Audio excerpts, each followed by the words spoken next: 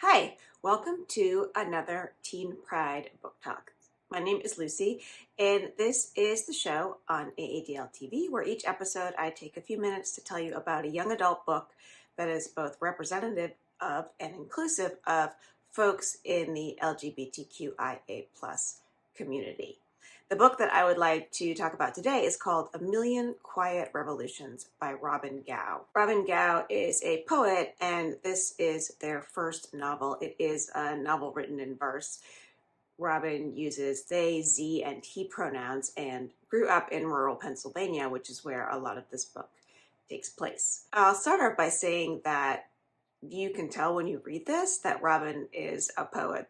The writing is beautiful and it's extremely immersive. It's hard to pull yourself out of this book, just the way the verse keeps flowing and it's told through alternate voices and some different formats. It is the story of two trans boys who live in rural Pennsylvania. They're in their final year of high school and they are in love, and they have been through a lot together. They were friends and then they fell in love. They both came out to each other as trans, and they were both extremely accepting of this in each other, and it just sort of deepened their love. Their names are Aaron and Oliver, and they chose these names based on two real-life revolutionary soldiers that Oliver learned about. Because there are different stages of their coming out and their self-discovery, this book does a really great job. It gives you these two voices, and so it provides a lot of space for these characters to explore intentionally what being trans means to them. And Oliver has parents who are very supportive of him. They might make occasional mistakes, but generally they want to learn from him. They help him buy his first binder. They are without judgment, and they love their son. Aaron's parents, Aaron comes from a Catholic Puerto Rican family. They're not supportive of Aaron. They're not supportive of Aaron coming out, and they don't accept his transition. They dead name him. They are too conservative to accept his gender identity. Oliver is fascinated with American history, as is his father, specifically the American Revolution. And one thing that Oliver is really seeking to find in this history is the voices of queer people. As Aaron and Oliver get closer and closer, they experience a devastating split when Aaron's family decides to move from rural Pennsylvania to Queens, New York. It turns out that Aaron's older brother, Jose, had been part of a group of boys who was molested by their priest, and he was the first voice to come out against this priest. And that's created an untenable environment for him where they live in Pennsylvania. So Aaron gets plucked out of this world. Oliver has lost his boyfriend, his best friend, and this person that he's gone through so much with, and they're trying to decide how to communicate. Because they are at different places within their families as far as their trans journey and within themselves, they are also in different spaces as far as how they want to keep in touch with each other. So they decide they won't text, they won't call, they will only write letters. This decision is informed by these letters that Oliver discovers between two revolutionary soldiers, Aaron and Oliver. And Oliver believes that these soldiers were trans men and that they were in love with each other. And so the book, which is written in three parts, we have the first part with them in high school, the second part is the letters, and then there's this third part, this resolution and what happens for them in their journey together. And I'm not going to spoil that for you. Using this history and these letters is such a great way to frame this novel because it provides this entry into looking at queer people in history, and specifically places where queer people have been erased from history.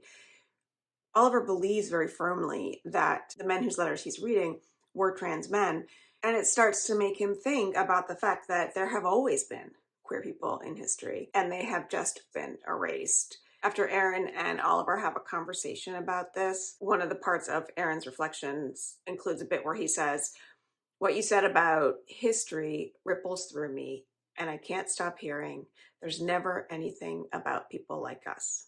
There's never anything about people like us. It's like the wind is chanting, but all of a sudden I hear it differently.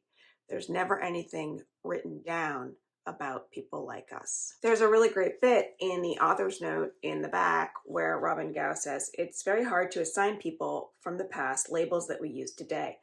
I think this is something we should see as exciting and not discouraging.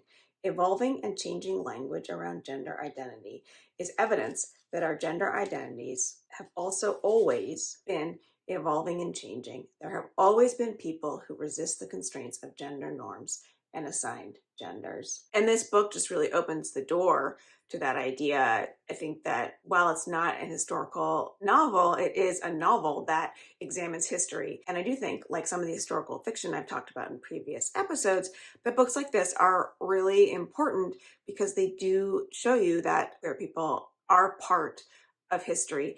And as Robin Gao says, that there's an evolution around how people identify and how people refer to themselves, and it's ever growing and expanding. And that's why these words and this representation and this examination of these roles in history is so crucial. So while this book is this examination of history, it is also really a coming of age story as it looks at Oliver and Erin's journey towards their gender identity, towards the world in which they exist, and how much of themselves they are allowed to be.